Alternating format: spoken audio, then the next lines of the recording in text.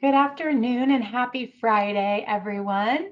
Welcome to our webinar on Loving Kindness, Part 2, Using Mindfulness to Navigate Turbulent Times.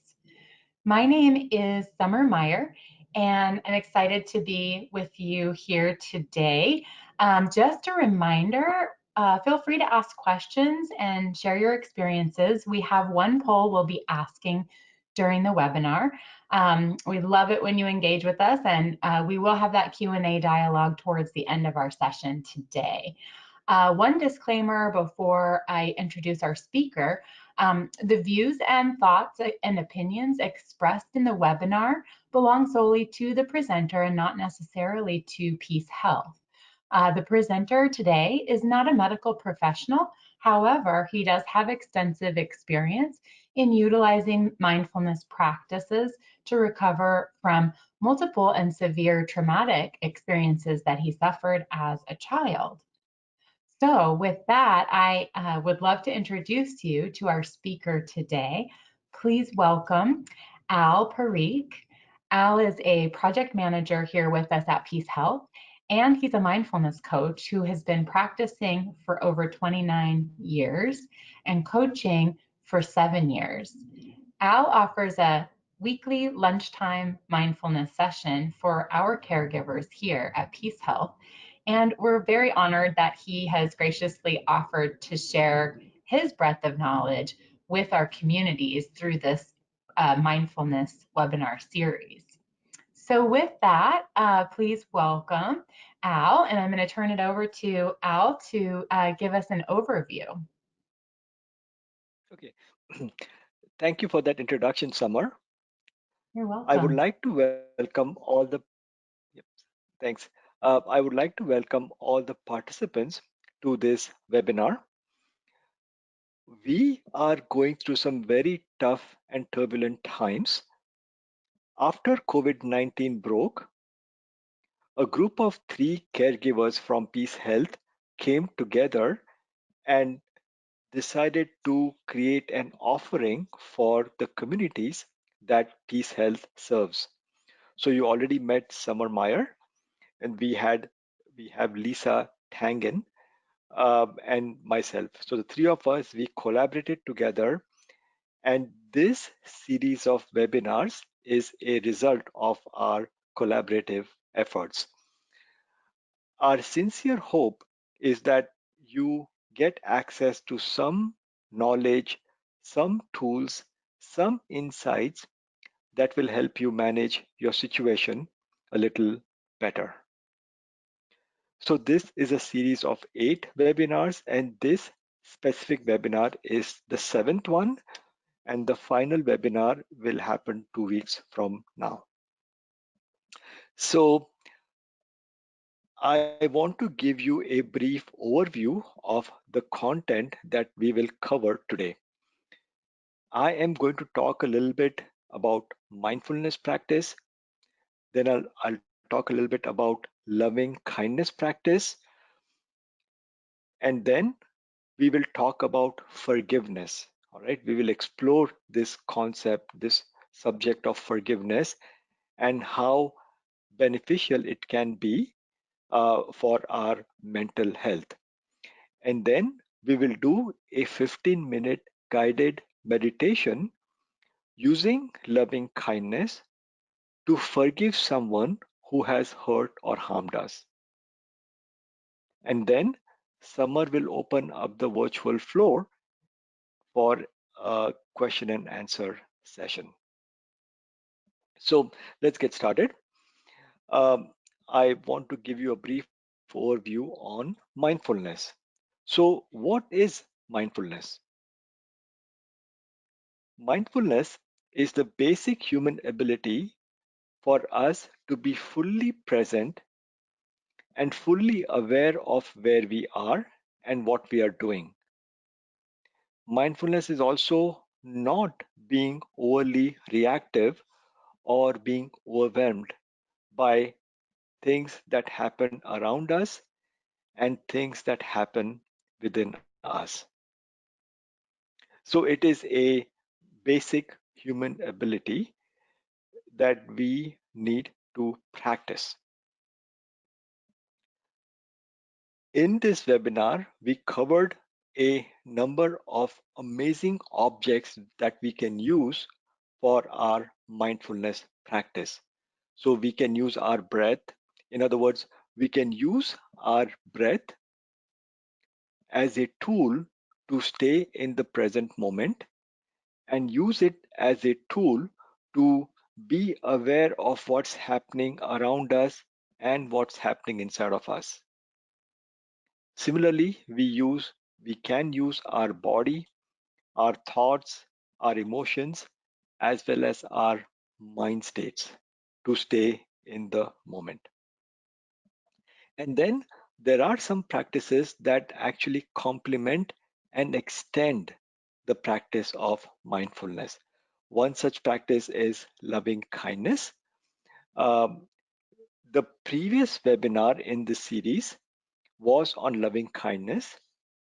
We used loving kindness practice to, or rather, we used loving kindness for our loved ones and benefactors. Today, we will use loving kindness for forgiving someone who has hurt or harmed us. And the second practice that complements and extends mindfulness is Tonglen. I will talk a little bit about Tonglen towards the end of this webinar. So here is a poll for you, and Summer will take over from here for this poll. Thank you, Al. That was a great introduction. We do want to just engage you really briefly here before we go deeper into loving kindness and hear from you about which best describes your experience. So I'm going to launch the poll here, and we'll just ask you to select one of these, whether you've ever done a meditation before, whether you've tried a few times to meditate, maybe in the past, maybe recently, or if you meditate every day or even multiple times a day or a week or a month. So feel free to participate here in our poll. It looks like we have 75% of you have voted. So just leaving it open for a couple more minutes, and then we'll close the poll up, and not minutes, excuse me, seconds, and then we'll close the poll up and show results. Okay, excellent. Thanks for participating here. So I'm going to go ahead and close the poll, and let's look at these results here. So we actually have most of the people on the call that have tried meditation a few times, and even 10% that meditate regularly. Looks like we have a pretty experienced audience with us here today, Al. So I'll go ahead and hide these results, and then feel free to continue on here.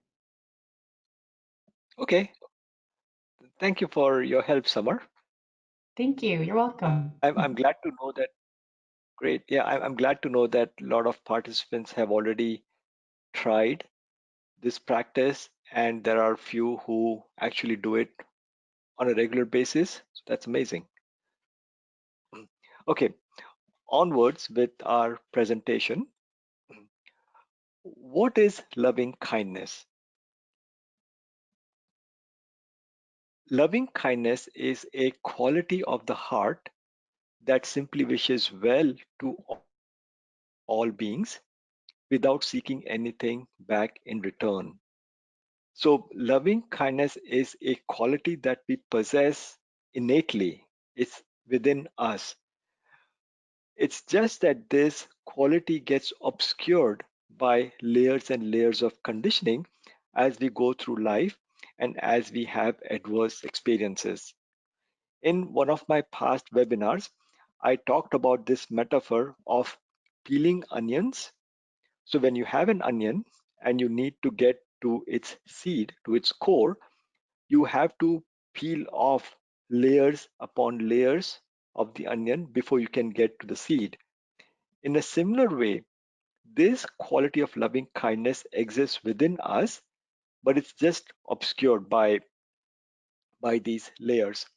And so when we do this practice on a conscious way, we let that quality shine through. We are able to peel off those layers and we can have loving kindness shine through us and we can take wise and skillful action. Another definition of loving kindness is that it is a cultivation of a steady, unconditional sense of connection that touches all beings without exception, including ourselves.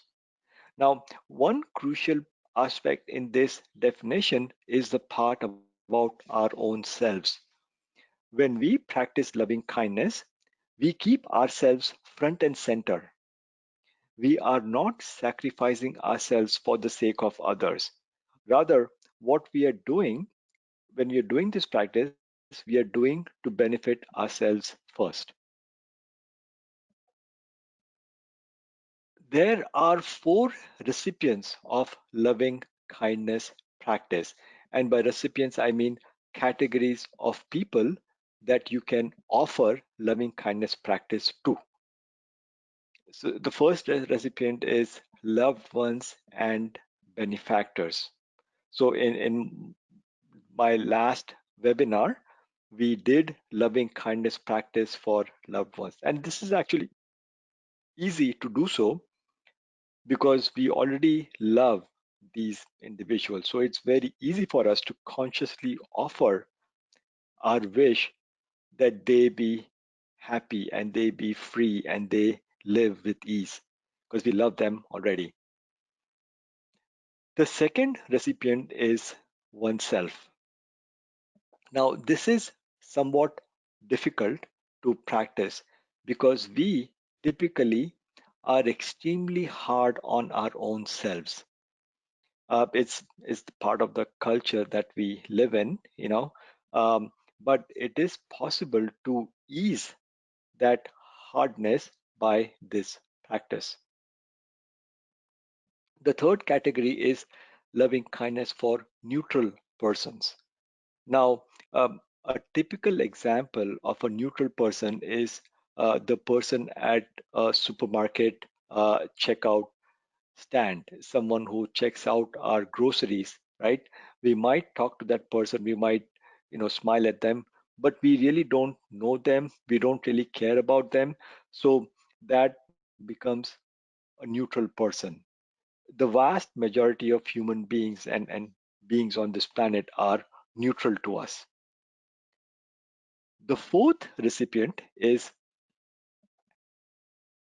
someone who has hurt or harmed us.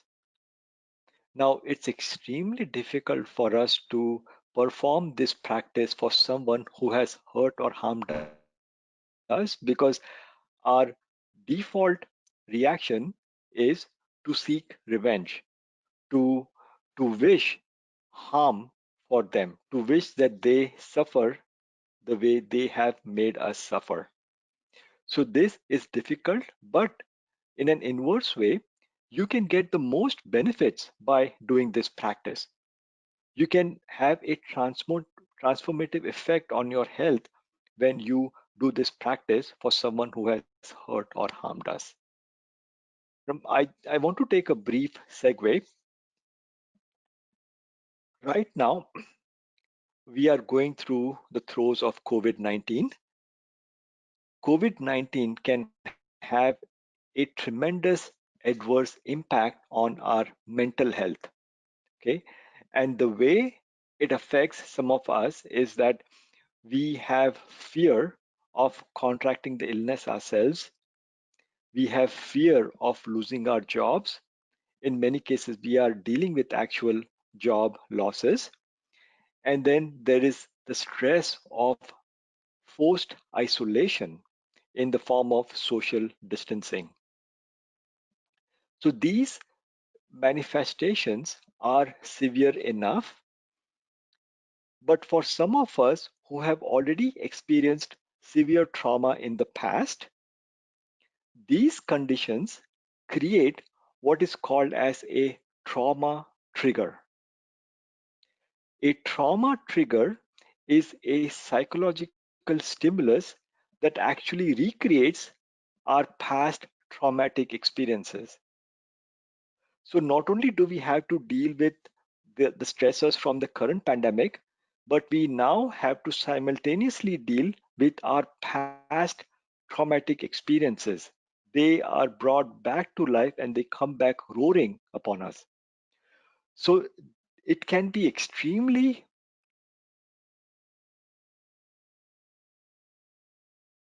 destabilizing, they can be extremely stressful. So it is very important for us to keep doing these practices. And by that, I mean practices of mindfulness, loving kindness, and even practices beyond this domain to keep us mentally healthy and fit. So that is one reason why we chose this particular topic, this particular webinar today, loving kindness for someone who has hurt or harmed us. And I would request you right now to think of someone who has hurt you or harmed you in the past. Typically, when you think of that person, you are filled with anger, hatred, resentment, guilt, shame, etc. Right? That person will evoke extreme reaction in you. A few minutes from now, maybe 10, 15 minutes from now, we will do loving kindness practice where you will forgive that person. Okay, and see what opens up for you. See if it creates some relief, some space, some freedom inside of you. All right. So it's important for you right now, in the comfort and safety of your home, to think of someone who has hurt or harmed you, um, so that you can forgive that person. Now, if there are no such persons in your life, that's fantastic. In which case you can think of someone who irritates you. All right, it could be someone that you know, it could be someone in the popular culture, someone who will hold a public office, and see what happens when you try to forgive that person. So keep that in mind, as we go through the rest of the presentation. Think of such a person, and when we do this practice, you will forgive that person. So let's talk about forgiveness. What exactly is forgiveness? So there is this definition, it's quite lengthy, but I'll talk about the main attributes.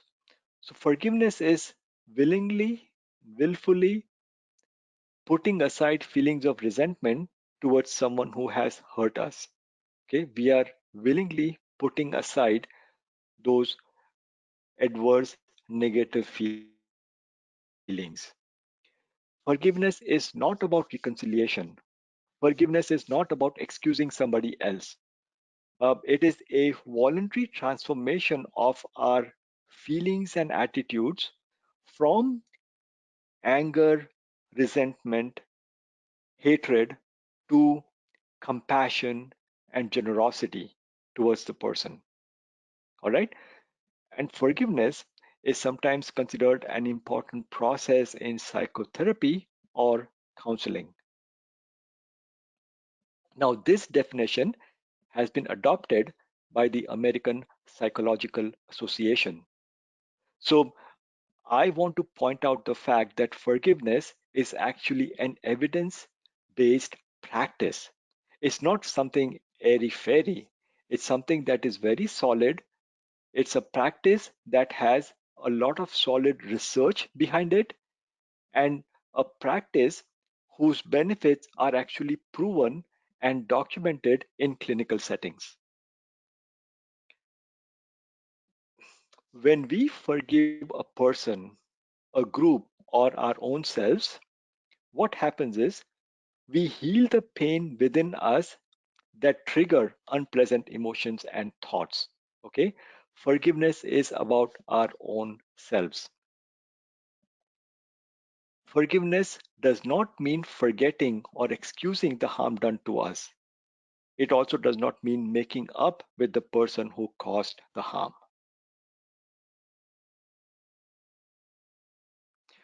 The benefits of forgiveness. So these are the benefits, okay?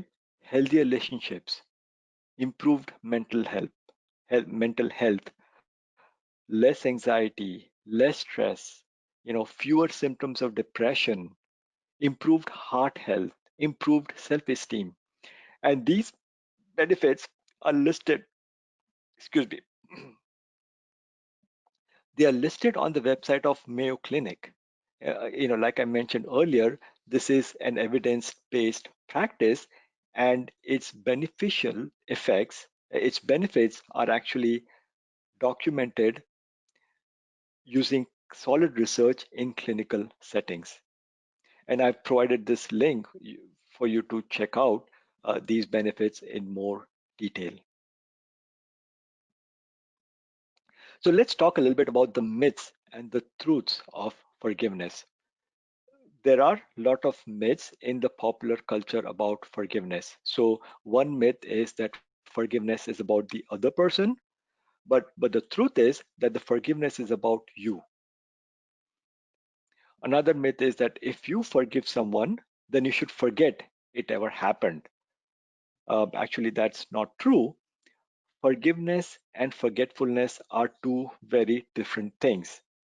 Once you forgive someone for their trespasses against us, you will continue to have memories, but those memories and those emotions will lose their grip on you.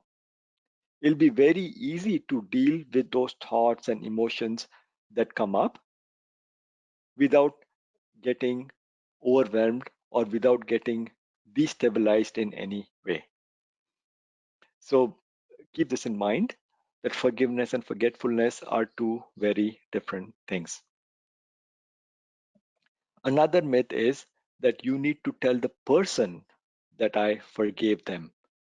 And the truth is that no, you don't have to tell them that you forgave them. You are not expected to reach out to that person or initiate contact with that person. Forgiveness is about you. There's yet another myth that if I forgive, then it might happen to me again. This is a very common myth that people believe that if I forgive someone, then I'll become a doormat for that person or for others. But the truth is that forgiveness can allow people to develop new ways to protect themselves physically and emotionally. In other words, forgiveness can actually make us stronger. Another myth: after I forgive, I will never feel angry or hurt about it again. Um, Unfortunately, the truth is that forgiveness is a healing process. You need to give it some time uh, to create freedom and space. The beautiful thing is that you don't have to do this practice for a set period of time before you start reaping the effects and the benefits. You can start getting the benefits after each practice of forgiveness. All right.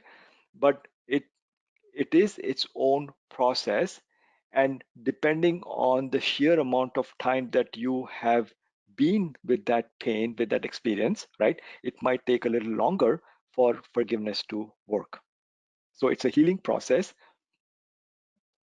and there is an element of patience associated with it. So when you do the forgiveness, you have to be patient to see its effect working within you. So coming back to loving kindness, remember this is a webinar on loving kindness. All right. At the very start, I gave a brief definition of loving kindness practice. So essentially, loving kindness allows us to direct goodwill and love towards all sentient beings. Okay, this form of meditation allows us to develop an attitude of kindness and compassion. So, loving kindness provides a wonderful framework for the practice of forgiveness. So you are using loving kindness to send loving kindness to all kinds of people, people whom you love. All right. You use the same practice to send loving kindness to your own self. You use it to send it to a person that you don't know. And you use the same framework, the same meditation to forgive someone who has hurt or harmed you. Forgiveness is always an act of kindness, and it is compatible with all religions and all philosophies that promote kindness and non harm.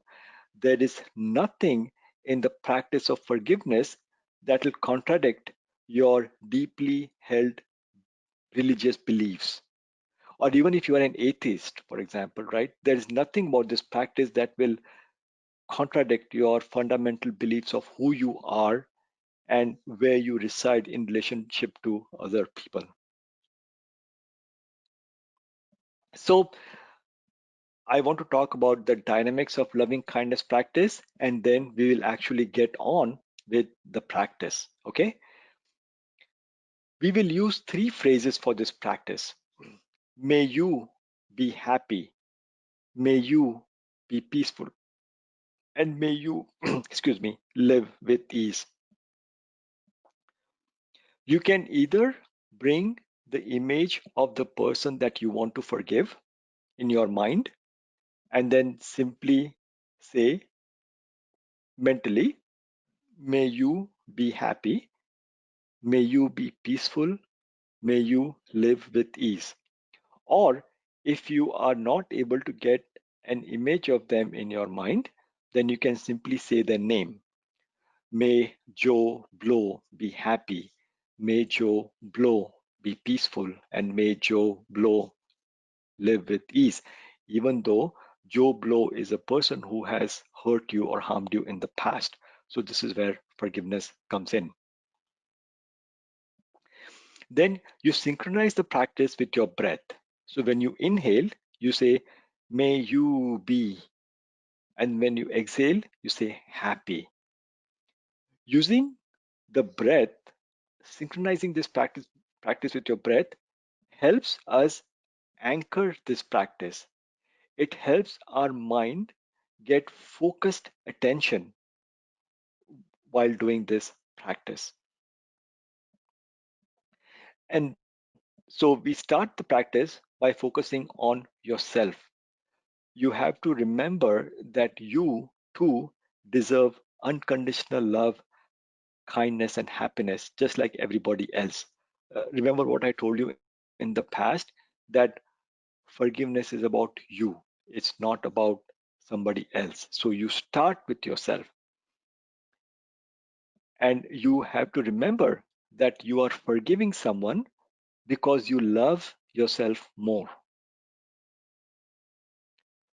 Then you repeat the three phrases of loving kindness for your own self. And while doing so, when and if you experience some tender feelings in your heart, right, you consciously expand that feeling and then use it to use it for the person who has hurt or harmed you. And again, if you're not comfortable bringing someone to mind who has hurt or harmed you, bring to mind someone who irritates you. Um, and then you use loving kindness phrases for that person, wishing for that person what you wish for yourself. So you don't have to remember all of this. Just remember this one point about synchronizing the practice with your breath. And when we do the guided practice, I will guide you step by step. So let's do this practice. Summer, do you mind kicking us off with a bell chime? Sure.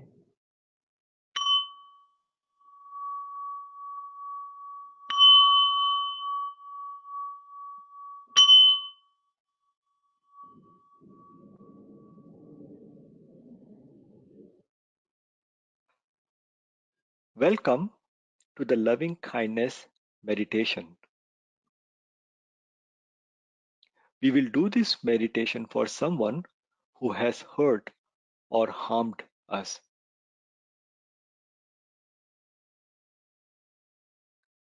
Take a moment to let your body settle in a comfortable position.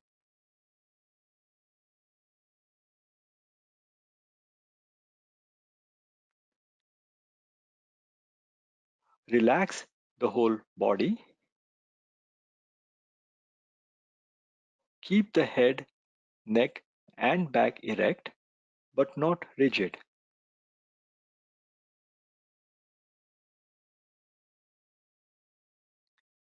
Keep the hands comfortably placed on the lap or on the knees.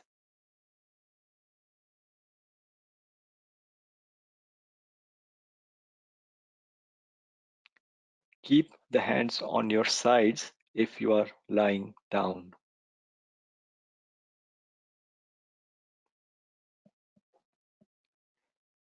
Intentionally cultivate an attitude of patience, gentleness, and kindness towards yourself.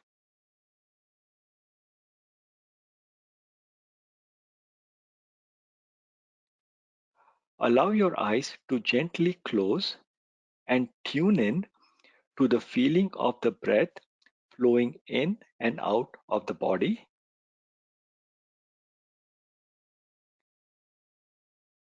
Focus your attention on the sensation of the breath moving past the nostrils or on the sensation of the breath moving into the belly, lifting it during each in-breath and receding gently on each out-breath.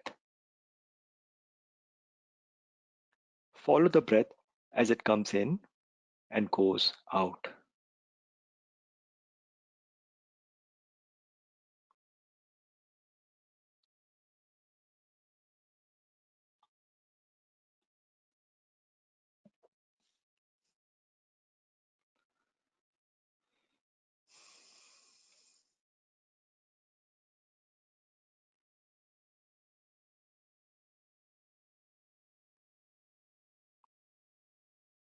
Find comfort in your posture and settle into it. Allow your body to be as soft and relaxed as possible.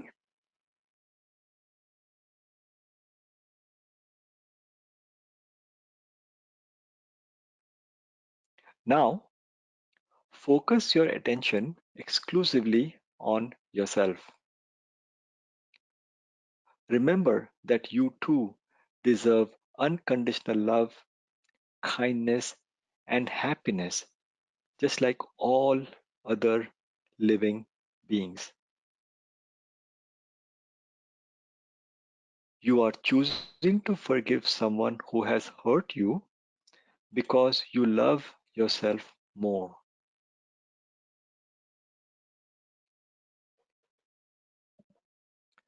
I will now repeat some traditional phrases of loving kindness. In the short period of silence that follows after each phrase, repeat it a few times to yourself and breathe in qualities of warmth, kindness, compassion, or love with yourself.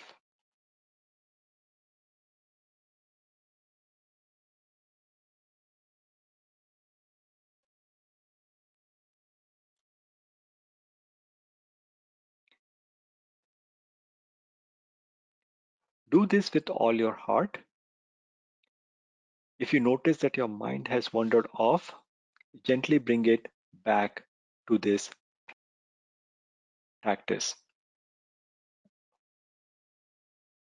May I be happy.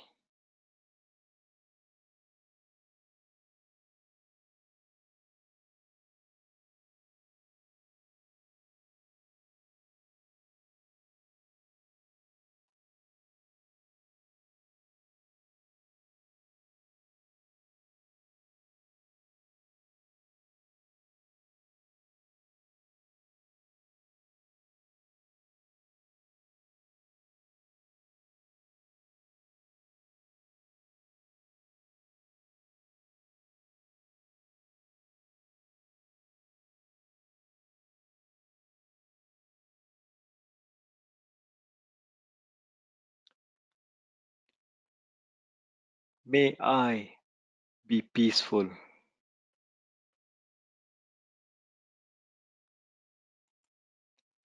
May I live with ease.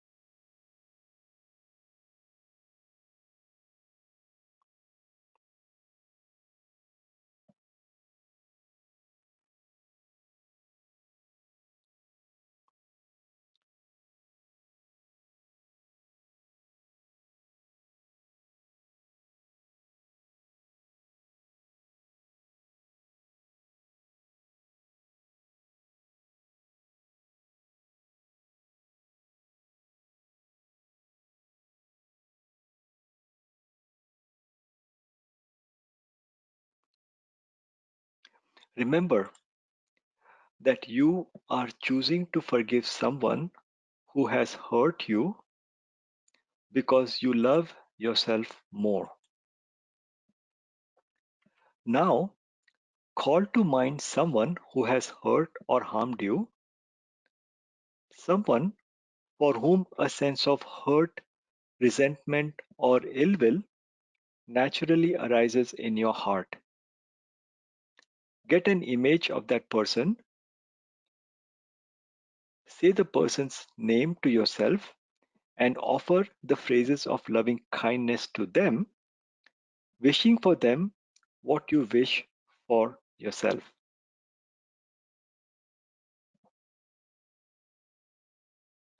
I will now repeat some traditional phrases of loving kindness. In the short period of silence that follows after each phrase, repeat it a few times to yourself and do this with all your heart.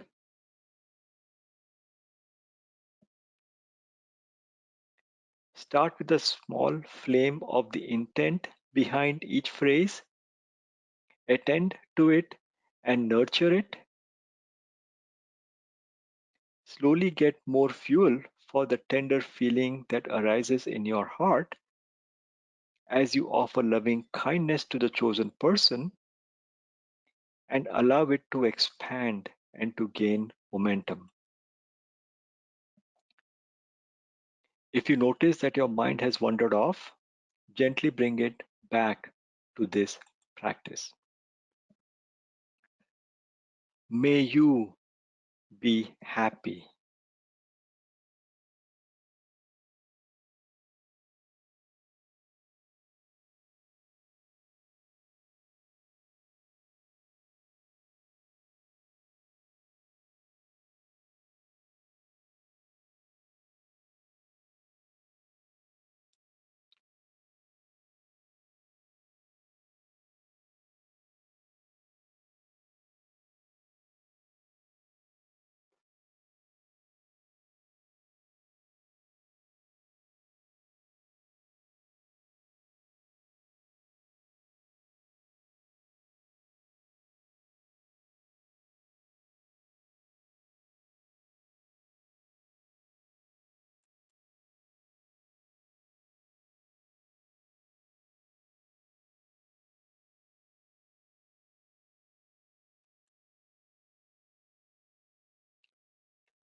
May you be peaceful.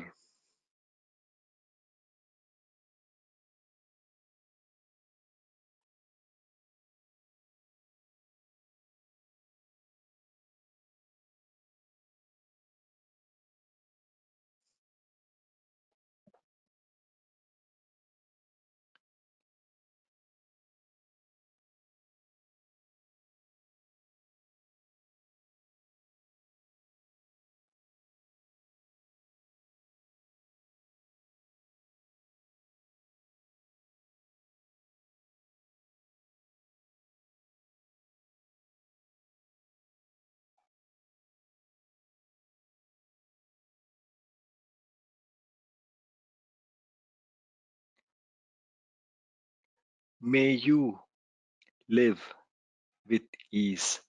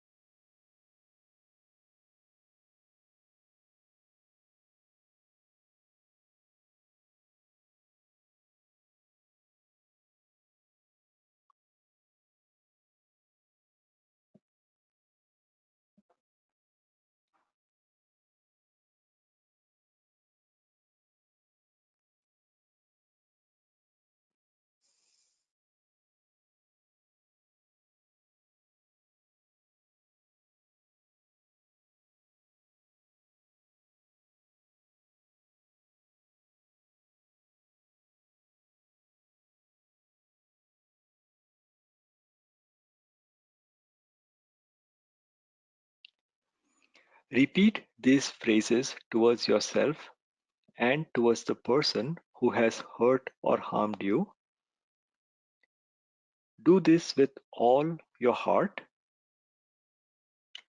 Get more fuel for the tender feeling that arises in your heart as you offer loving kindness to the chosen people, and allow it to expand and to gain momentum. If you notice that your mind has wandered off, gently bring it back to this practice. May you be happy.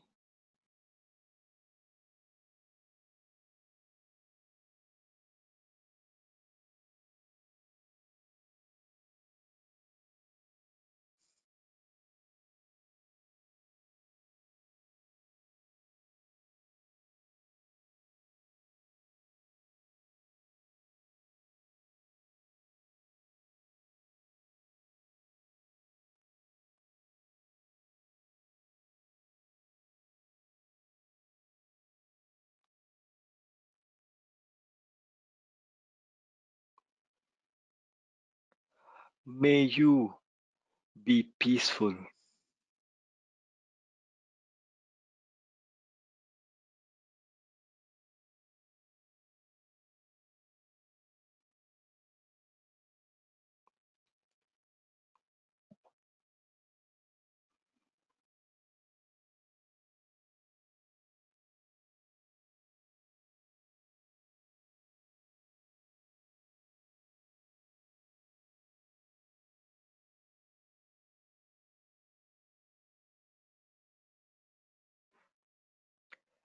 May you live with ease.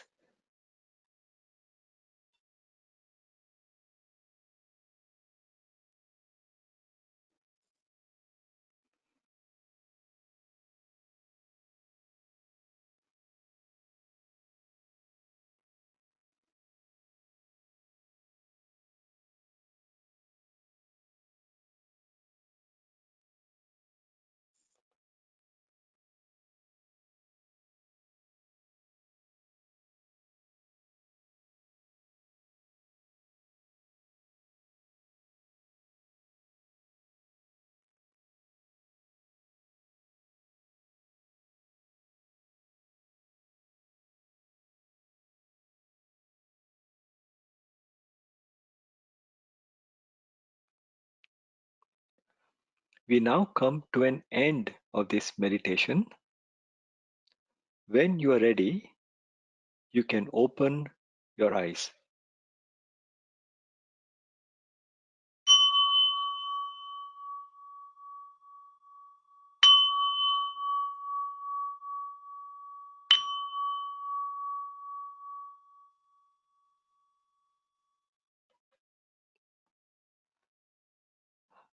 Thank you for bringing us back, Summer.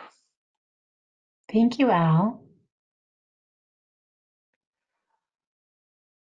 Okay, I want to take just a minute to talk about another practice that supports and extends mindfulness, and that practice is called Tonglen.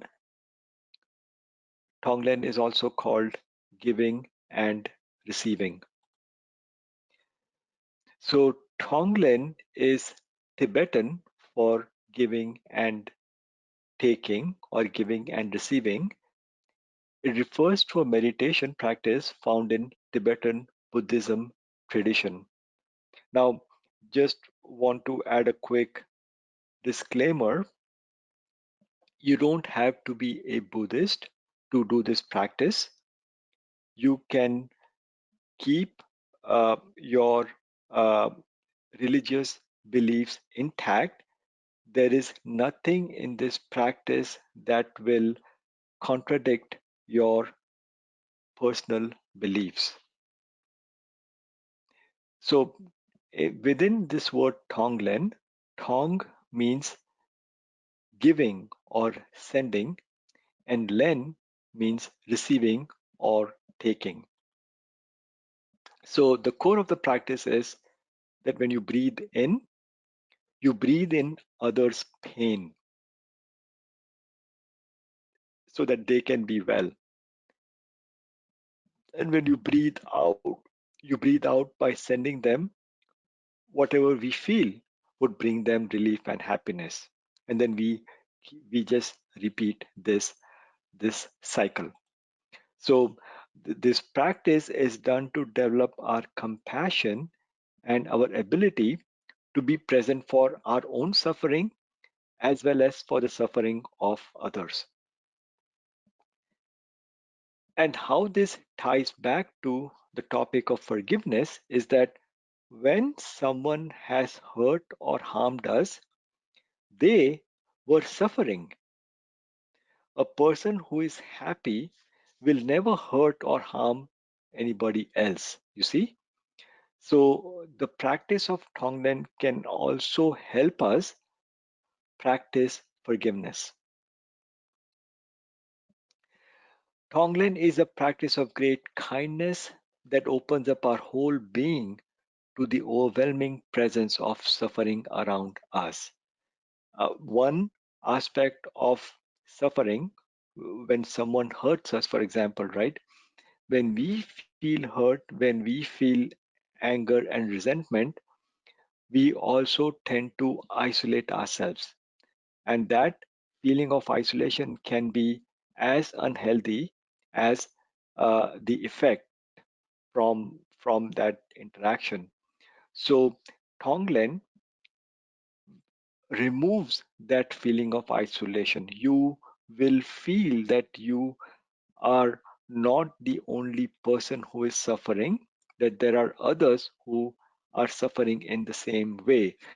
Now, this is not to diminish your suffering, but it is to open up your heart and use it to take skillful action to deal with your own pain.